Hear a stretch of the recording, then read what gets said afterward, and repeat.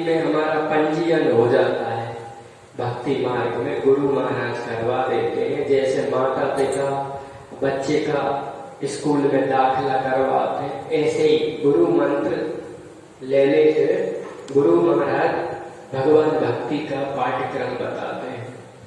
गुरु मंत्र लेके यदि व्यक्ति सत्संग नहीं करेगा तो गुरु मंत्र जप नहीं पाएगा। प्राय अधिकतर लोग मंत्र लेके ढीले हो जाते हैं, डिस्चार्ज हो जाते हैं। भक्ति करते करते उतार चढ़ाव आते हैं तो मंत्र छूट जाता है, जप में मन नहीं लगता है, थोड़ा बहुत कर देते हैं और फिर मन धोखा देता रहता है कि थे मन से कर ले, माला नहीं करे। तो ये जो व्यवस्था है इसमें महाराज जी बता रहे हैं कि कीलो नहीं सत्संग। यदि व्यक्ति सत्संग नहीं करेगा तो मंत्र लेके भी मंत्र में आगे बढ़ना, श्रद्धा को भक्ति को पुष्ट करना संभव नहीं हो पाएगा, क्योंकि सत्संग से व्यक्ति को चार्जिंग मिलती है, सत्संग से व्यक्ति को भक्ति भाव बढ़ता है, इसलिए सत्संग जरूरी है। मंत्र सुनकर संतों का सत्संग करना चाहिए, तब संतों से भजन करने की रीति मिलेगी और पुनः प्रेम पूर्वक भजन करने से श्री राम नाम की महिमा प्रकट होगी। तो संतों से भजन करने की रीति मिलेगी। भजन में 2-3 बातें आने चाहिए। एक बात तो ये आना चाहिए कि ब्रह्म मुहूर्त में भजन हो जाए तो अच्छी बात है। मान लो किसी कारण बस नहीं हो पाए तो संध्याओं के समय में भजन करो जाए। सुबह सूर्योदय का समय, दोपहर 11:15 से 12:15 का समय, शाम को सूर्य डूब रहा है उस समय का साधन भजन, प्राणायाम, जप, पूजन, हवन, दान, सत्कार, जो भी संध्या के समय भजन ध्यान प्राणायाम करता है और समय की अपेक्षा वो श्रेष्ठ समय होता है। इसके सिवा भजन में तीसरी बात क्या है? तो भजन में तीसरी बात ये है कि तिलक लगा के, चोटी बांध के, पूरब या उत्तर की ओर मुख करके, कमल की आसन पे बैठ के, कमर सीधी करके, आंखें बंद करके, माला को हृदय पे रख के भजन करो जाए। 2 प्रकार की माला गौमुखी चलत है।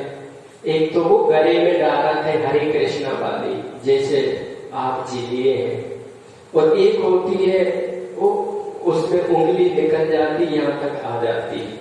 महाराज जी देते हैं सभी को। तो गौमुखी की जो शास्त्रोक्त बात है वो वाली है जो यहाँ तक हाथ में चली जाती है, नीचे लटकती है।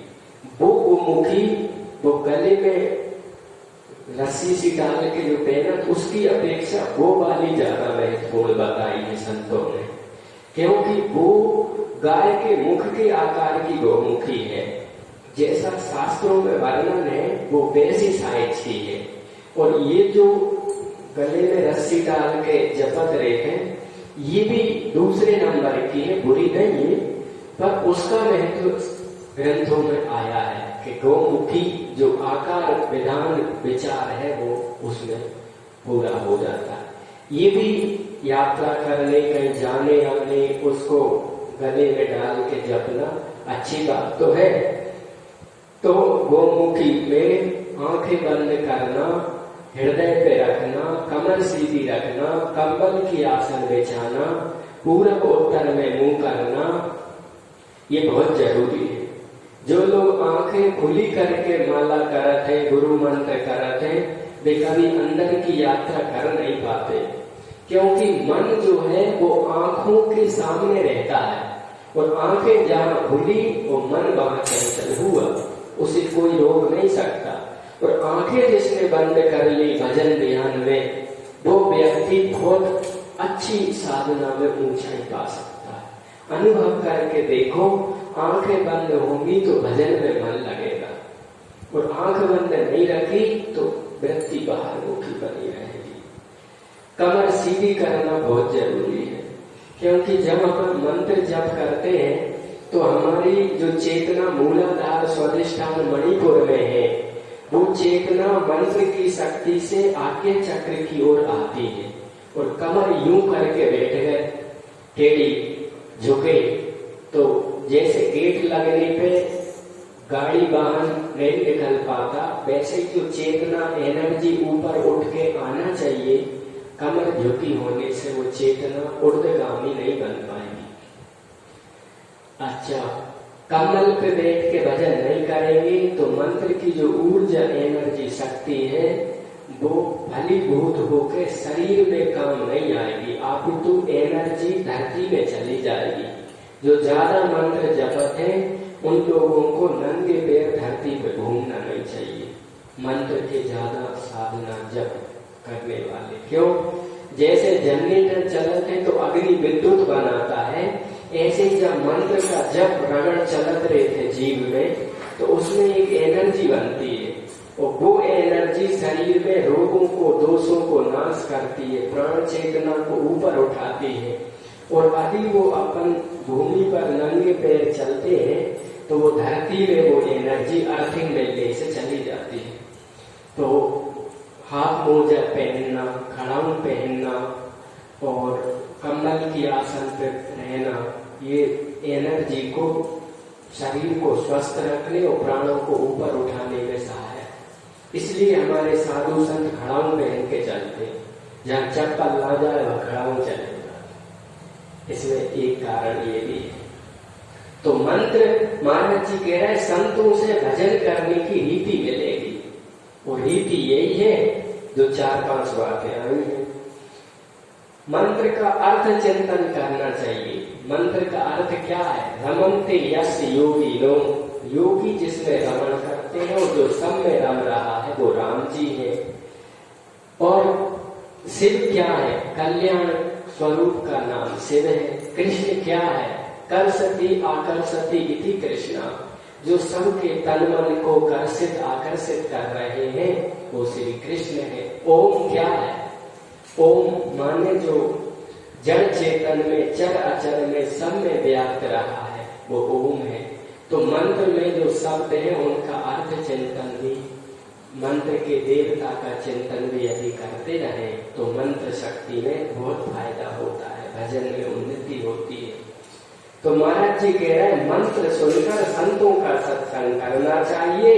जब संतों से सत्संग करने की रीति मिलेगी, संतों से भजन करने की रीति मिलेगी और पुनः प्रेम पूर्वक भजन करने से श्री राम नाम की महिमा प्रकट होगी और चित्त पर राम रंग चढ़ेगा, तब आनंद होगा। राम में मन रंगने से यह होगा कि 3 टूक को पीने की, लो साधु ना माने संक, राम अमलता पे चढ़ो गिने इंद्र को रंग। भाव यह है कि जिस पर राम रंग चढ़ गया वह राजा जनक की भांति राजगद्दी पर बैठे या अवधूत की भांति तन पर खाक लपेटे, उसको कहीं पर किसी भी दिशा में हर्ष शोक नहीं होता। राज्य करे रमणी रमे के ओढ़े गगछाल, जो करे सो सहज में वो साहिब का लाल। जिसपे भक्ति का, अलिप्तता का, असंगता का, नाम का रंग चढ़ जाता है तो राज्य करे रमणी रमे के ओढ़े गगछाल। कृष्णा शुक्र त्यागी कृष्णा भोगी, जनक राघव नरेंद्र चा, वशिष्ठ कर्म निष्ठश्चा, एकान समान मुक्ता ज्ञानी न। अपने ग्रंथ कह रहे हैं कि भगवान श्री कृष्ण 16,108 उन्होंने विवाह किए। सुखदेव जी महाराज ने तन पे कपड़ा लंगोटी का भी त्याग कर दिया और जनक राघव नरेंद्र चा, भगवान राम जी ने और राजा जनक ने राज्य किया। वशिष्ठ कर्म निष्ठा, वशिष्ठ जी कर्म करते रहे, पुरोहितगिरी करते रहे रघुकुल की, पर एकान समान मुक्ता ज्ञानी ना। इन सब की बड़ी गति, बड़ी स्थिति रही सब कुछ करते हुए। वो कब रही? बोले महाराज जी के जिस पे राम रंग चढ़ गया वह राजा जनक की भांति राजगद्दी पे बैठे या अवधूत की भांति तन पे राख लपेटे, उसे हर्ष शोक नहीं होगा। राम रंग में रंगे हुए लोग सदा राममय रहते हैं, इसलिए हम लोगों को चाहिए कि संतों का संग करके राम नाम जप के अपने तन मन को उसमें रंगे और प्रेम पूर्वक जपे। जय सीता राम सीता राम सीता राम, जय सीता राम सीता राम सीता राम सीता राम, जय सीता राम जय सीता राम सीता राम सीता राम, जय सीता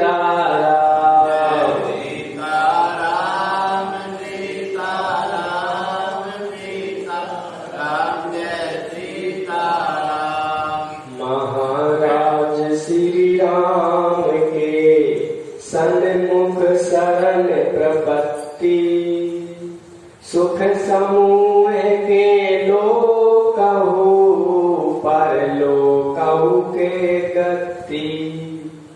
गुरु बाबा रघुनाथ दास जी महाराज कहते हैं कि श्री राम जी के सन्मुख होकर सच्चे मन से श्री राम जी की शरणागत हो जाए तो इस लोक में भी सफल सुख और परलोक गमन में भी श्री राम धाम की प्राप्ति है। श्री रामचंद्र जी महाराज के सन्मुख होने का यह भाव है कि सांसारिक समस्त उपायों उद्योगों का आसरा और सहारा छोड़कर केवल श्री राम जी के आश्रित रहकर मन वचन कर्म से श्री राम जी के भजन में लग जाए और सर्व भाव से श्री राम जी की शरण में रहे। इस दोहे में गुरु महाराज ने मानो सबकी जमानत की है। जो कोई गृहस्थ हो या साधु हो सच्चे मन से श्री राम जी की शरण में हो जाए तो अवश्य श्री राम जी की कृपा से लोक में सुखी रहकर अंत में भगवत धाम को प्राप्त होगा। जय सीता राम सीता राम सीता राम, जय सीता राम सीता राम सीता राम सीता राम, जय सीता राम जय सीता राम सीता राम सीता राम, जय सीता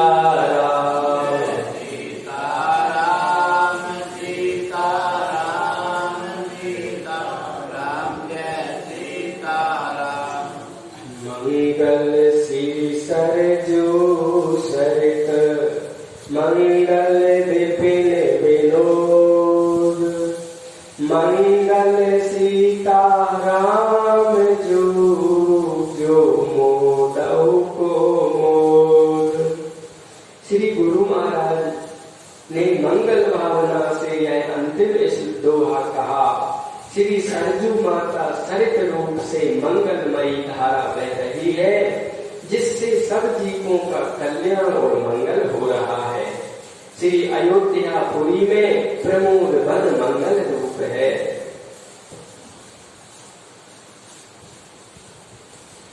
प्रमोद वन जिसके दर्शन मात्र से जीवों को प्रमोद प्राप्त होता है तथा सब भांति मंगल होता है। और श्री सीताराम जी महाराज मंगल रूप सर्वत्र विराजमान है जो मोद के भी मोद है। श्री राम जी सच्चिदानंद रूप है।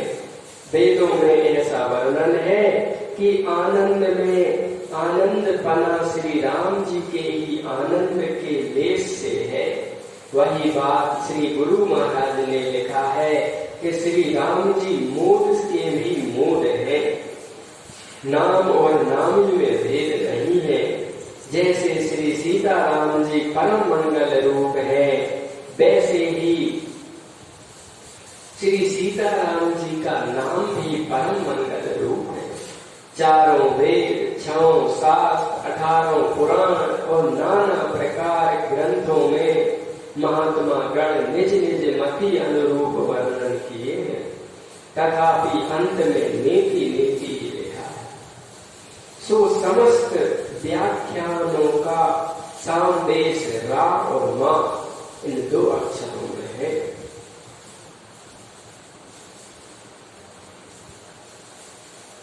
सो समस्त व्याख्याओं का फल शिष्यों भक्तों के लिए राम रूप महात्मा मौनी राम राम शरण जी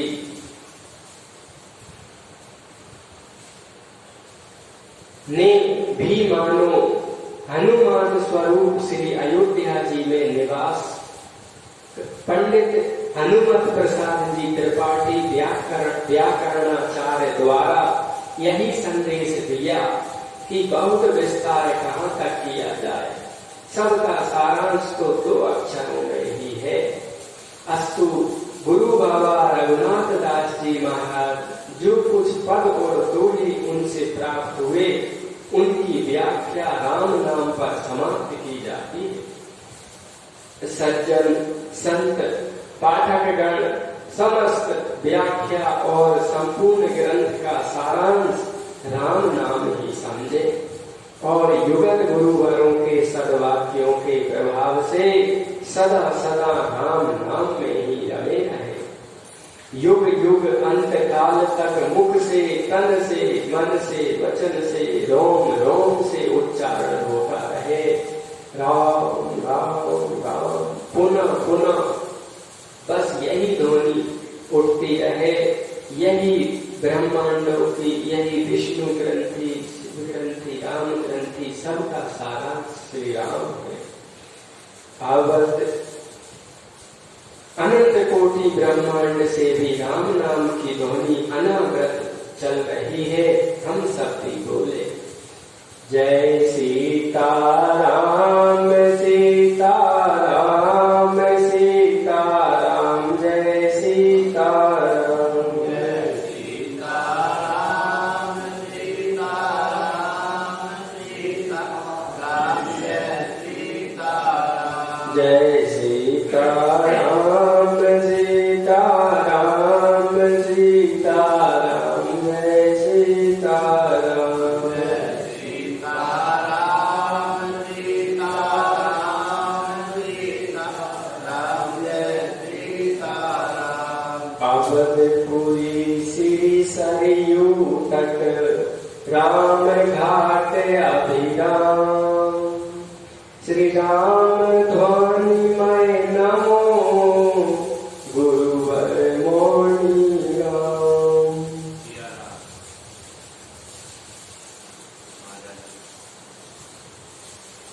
श्री गुरु बाबा रघुनाथ दास जी महाराज के अद्वितीय प्रेमी अनन्य प्रेमी शिष्य गुरुवर महात्मा मौनी राम राम शरण जी की परम श्रद्धा से अपूर्व गुरु पूजा का विधान लिखा गया।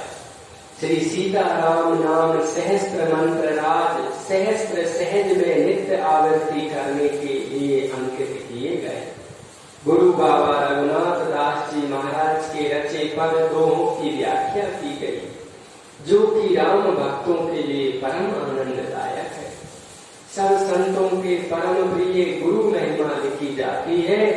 इसके आगे श्री गोस्वामी तुलसीदास जी कृत रामायण के अद्भुत ऐसे छंद और चौपाइयां लिखी जाएंगी, जिनमें हनुमान जी, गुरु रघुनाथ जी, भरत, शत्रुघ्न, लक्ष्मण, राम जी और सीता जी नाम आए हैं।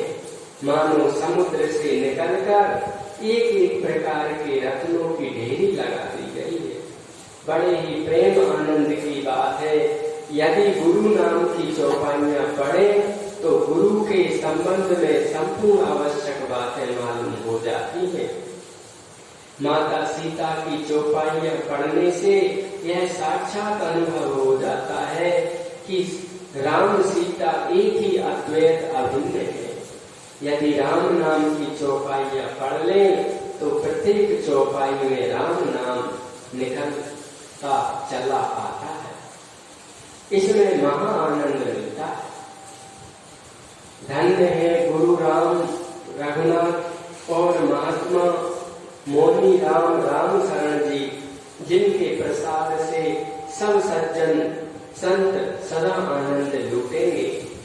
श्री भरत जी की चौपाइयां पढ़ने से भरत जी के अथाह प्रेम का प्रतिबिंब हृदय पे पड़ता है, जिससे इस बात का पता चलता है कि राम जी के प्रेम में किस भांति तन की सुधि भूलकर अखंड भाव से श्री राम जी के चरण कमलों में टिकने से समस्त सांसारिक नियम और विचार एक कोने में धरे रह जाते, जिसके लिए गुरु को कहना पड़ता है, भरत स्नेह विचार न राखा। भरत जी के अगाध प्रेम का अनुभव करने के लिए मुनिमति तीर ढाणी अभिलाषी रह जाती है। भरत जी की अपार प्रीति को श्री विदेहराज जी की मति कहे कान छली छुअती न छाही कहती है। जहाँ भरत भगति सब के मति भेई है, तो भरत की चौपाइयों को पढ़ने से अवश्य ही श्री राम जी के चरणों में दृढ़ प्रीति होगी। इसी भांति लक्ष्मण जी की चौपाइयां पढ़ने से लक्ष्मण जी की अनुपम सेवकाई का हृदय पर प्रभाव आता है। लक्ष्मण जी का मन क्षण भर भी राम जी के चरणों से बिलक नहीं रह सकता। शत्रुघ्न जी सबसे छोटे बच्चा प्यार करने योग्य है। श्री हनुमान जी के राम जी भी ऋणी है। गुरुवर महात्मा मौनी राम राम शरण जी के हृदय पर सबके प्रेम और भक्ति का साक्षात्कार होने के प्रभाव से सबके नामों की चौपाइयां लिखने की स्फूर्ति गुरु राम रघुनाथ जी की परम कृपामयी प्रेरणा से हुई है, जो हम सब पढ़ने वालों के भाग्योदय का हेतु है। लिखने में यह ध्यान दिया है कि इस दोहे में यदि लक्ष्मण राम और सीता तीनों पावन नाम आए हैं, तो वह दोहा 3 जगह नहीं लिखा गया, बल्कि एक ही जगह लिखा गया। प्रेम से सज्जन पाठ करें और श्री रामचंद्र जी महाराज के चरणों में अत्यंत प्रेम का लाभ और आनंद लूटे। श्री गुरु महात्मा मौनी राम शरण जी के हृदय में श्री राम जी की समस्त विभूतियों सहित सदा प्रत्यक्ष उदित विदित और प्रकाशित रहे, जिनकी उजियारी से सदा हम सब लोगों का कल्याण है। राम राम राम राम ही राम के हृदय में प्रेरक, राम ही कागज में, राम ही रोशनाई में, राम ही कलम में, राम ही व्यापक लेखक में, राम ही नयनों में, राम ही विराजमान दर्शक में, राम ही वाक शक्ति में विराजमान पाठक, राम ही हृदय में प्रकाशमान, राम की प्रभा से ग्राहक धारण और तारण उद्धारक, बोलो राम राम सकल राम राम अनंत आप्रति राम राम।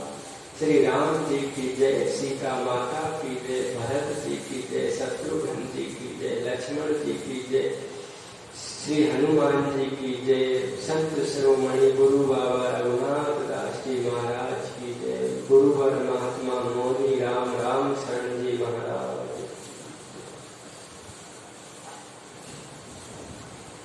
ये कथा का विराम यहाँ पे होता है। अभी अपन जो दोहा चौपाई पे चल रहे थे वो समापन होती है और आगे बात आती है